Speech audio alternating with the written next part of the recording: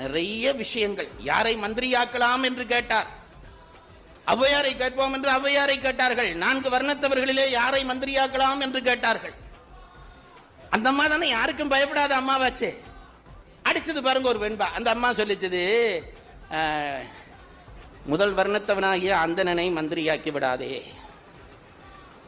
இதெல்லாம் இந்த காலத்தில் ஜாதி வந்த பிறகு சொன்னா பிரச்சனை. இந்த அம்மா சொன்னதை நான் சொல்றேன், என்ன தப்பா நினைக்கப்படாது. நூலெனிலோ கோல் சாயும். அறிவு மிகுந்தவர்களாகிய அந்தணர்கள் தாம்பால் தம்முடைய வாழ்க்கையை உறுதி செய்ய விரும்புவார்கள். ஆகவே உலகத்துக்கு பொதுவாக எல்லாரையும் வாழ வைக்க நினைக்க மாட்டார்கள். தமக்கு சார்பாக செங்கோலை சாய்த்து விடுவார்கள். நூலெனிலோ கோல் சாயும். அப்ப யாரை வைக்கலாம்? நம்ம அரச குடும்பத்திலேயே ஒருத்தனை வச்சிடலாமா? அது அதை விட ஆபத்துடா. அரசனா பிறந்தவனுக்கு சத்திரியனுக்கு சண்டை பிடிக்கிறதே வேலை. அவனை நீ மந்திரி ஆக்கினா எங்கேயாவது சண்டை உண்டாக்கி கொண்டே இருப்பான். நூலனினோ கோல்சாயும் நுந்தமரேல் வெஞ்சமராம். அப்ப யாரு? வைசியனை போடலாமா? வியாபாரிய போடலாமா? அதை விட ஆபத்து வேற ஒன்றும் கிடையாதுண்டா. ஏன் தெரியுமா?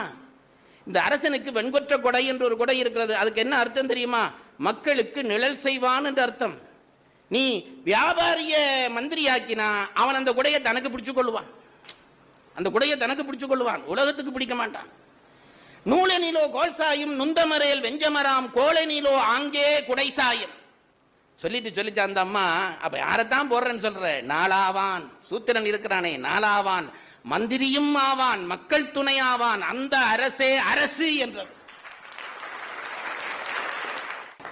ஏன் தெரியுமா? அவன் கீழ்மட்டத்தவன். அவனுக்கு தான் மக்கள் பிரச்சனை தெரியும். நாளாவான் இருக்கிறானே, 4வது வர்ணத்தவன், மக்களோடு மக்களாக வாழுகிறவன்.